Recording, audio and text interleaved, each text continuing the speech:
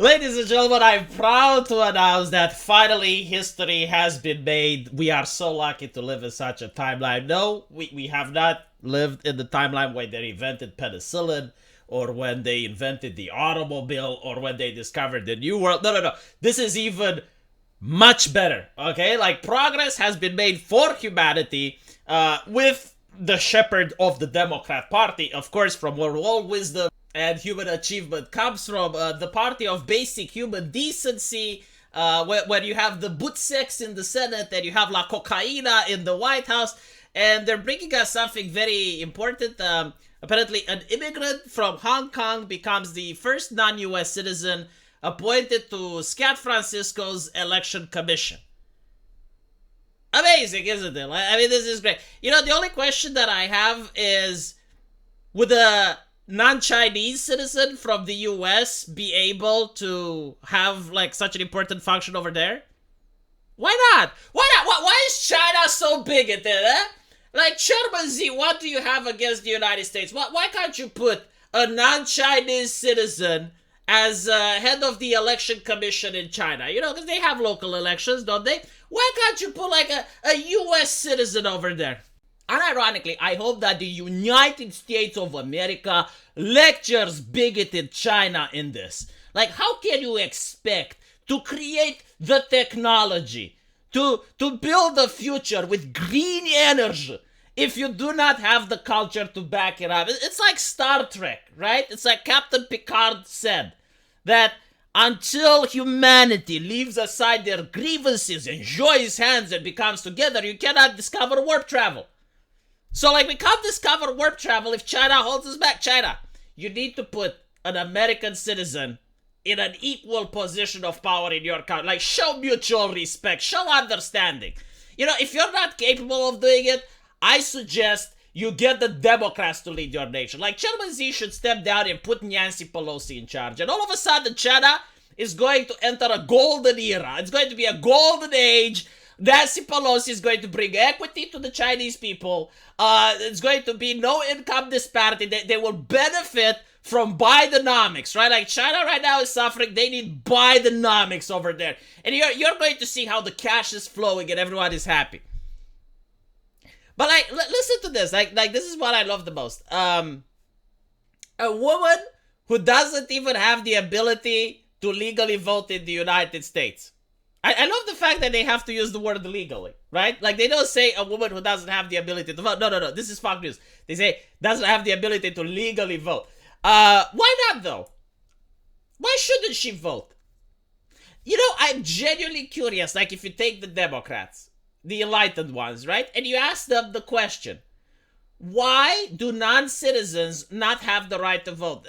And I don't want the answer because, like, the law says they can't. No. Like, why is the law in such a manner, right? Like, why is it written as such? Like, why did the person, the lawmaker, in their infinite wisdom, decide that non-citizens should not be able to vote? Why do you think so? Like, legit question. Like, do you think they can answer? I'm genuinely curious. You know what? I'm actually curious on how many Americans can articulate this. Like, no, serious question. Why can non-citizens not be able to legally vote? Like if I go to the United States, why am I not allowed to vote? And I don't want the answer to be because it's illegal. No, I mean, like, what is the moral reason for this? Like, what, culturally speaking, why is it wrong for me to be able to vote in the United States? Well, am I not a good person? Am I not a decent individual? Am I, but maybe I work there. Maybe I contribute with taxes. Maybe I contribute with taxes more than an American citizen. So why should I not be able to vote? Why can't Russians vote in the US? Like, if you have, I don't know, 1 million Russians coming in during the American, why can't they vote? Why can't people from Palestine, you know, if they were to be able to travel, if they go to the, why can't they vote? Why can't they have a say in the elections? That would be an interesting question. Like, let's see how many people from the American government are able to respond. I know what the answer is, but maybe, like, my answer is bigoted, rooted in centuries-old racismus and sexismus and bigotrismus. Surely maybe they have, like, a more intelligent answer than the one that I would come up with.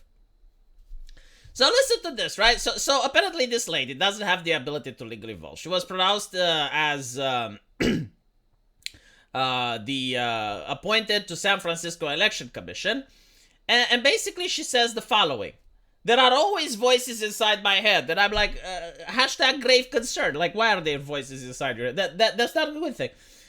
You can't do it. You're not competent. You're an immigrant. This is not your country.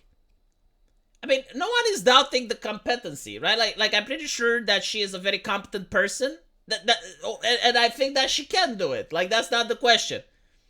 But the thing is, like, this is not your country is ringing a little bit true. Like, yeah, if I were to travel to China, I would not expect that I would be placed in a similar position as she is. Joe Biden, the holy man himself, who is like one of the most competent people that ever lived. Or Dr. Fauci, the science, right? Like Dr. Fauci, who is the most competent person on planet Earth. If he was to go to China, he would not be allowed in a similar position, right? Why do you think that is? Because China is bigoted, that's why. So apparently in San Francisco you can. I'm very impressed by her commitment to enfranchising people who rarely vote. This is the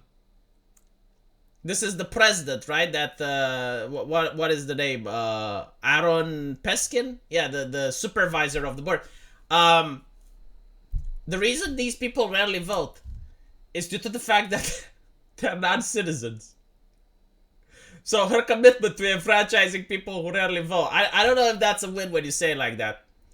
Educating people about the voting process and to bring non-citizens and get them the tools they need to become citizens. Why isn't she a citizen though? Like, that's a good question. I mean, at this point, why not just give her citizenship, huh? Why not? By the way, how difficult is it to get citizenship in the United States if you're rich? Like, unironically. I mean, with her position, I'm pretty sure that she's not just more influential than I am, but also more wealthy. Like, how difficult is it to get citizenship in the US if you're rich? Like, if you marry a US person, right? If you marry a US citizen, don't you get citizenship as well? Isn't that how it works? Nah. In the interview with the outlet prior to her swearing in, she talked about the importance of getting immigrants, especially those who can't speak English, informed about the voting process. I love the fact how it's not important to teach them English. It's not that hard to learn. Like, I learned it in less than 1 year. It's very useful as well, right? Like, if you get lost in a country and or you're being abused, knowing English can actually help you out. It's easier to find it. It's a good thing to have. It's good shit. It's not that difficult. I did it. I think I learned English when I was like 12. Show them anime in English. Like, show the... No, don't. The dubs would probably be inhumane and cruel. Yeah.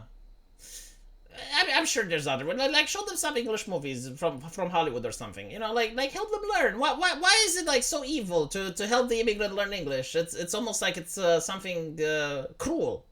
But like, you need English to use the internet. Like, it's good. It's good to have. Like, you can travel in the European Union and you know English and it helps you out. It's like, no, I'm just weirded out. It's like, well, no, don't learn it. Let me help you. It's like, no, help people help themselves. Help people become independent. Why do you like people being reliant? I hate being reliant. That's not a good thing. Anyway, right. The interesting thing is, like, all the talk about immigrants. Did you notice that? I understand that it's important to talk about them. Like, they are definitely the most important subject of 2024. But, like, can we have the second most important subject about orphans? When's the last time you heard people talk about orphans? Is that a thing that happens anymore? Like, do we even care? Like, what is the situation in Californian orphanages? Do they ever address it? Do they even have them anymore? Because, like, I never hear them in the news. I know that the homeless people, you know, that could be like the third thing. They never talk about them either. The only, like, look, if you're a homeless person in San Francisco, here's what you need to do, right? Like, I'll tell you, right? Because you notice that the government doesn't care about you and they don't notice you. Okay, what you need to do, if you want the Democrats to start treating you as a decent human being, you need to go to Mexico. Right? Like, homeless people can travel. Like they have all the time in the world. Just go to Mexico, marry a Mexican person, get Mexican citizenship, renounce American citizenship, divorce the Mexican person, and then come to the United States illegally. Right? Like cross the border illegally. And once you do that, now you're an immigrant. Now you matter. Now they get to talk about you. Now they discuss about you in the news. Now you have like all the ladies that are being sworn in as Scott Francisco. They're talking about you. Everyone cares about you. They didn't care about you when you were homeless, but now you are actually someone. You have become someone. So that is my advice. Let me know what you guys think, though. And as usual, I will see you in the comment section. Take care.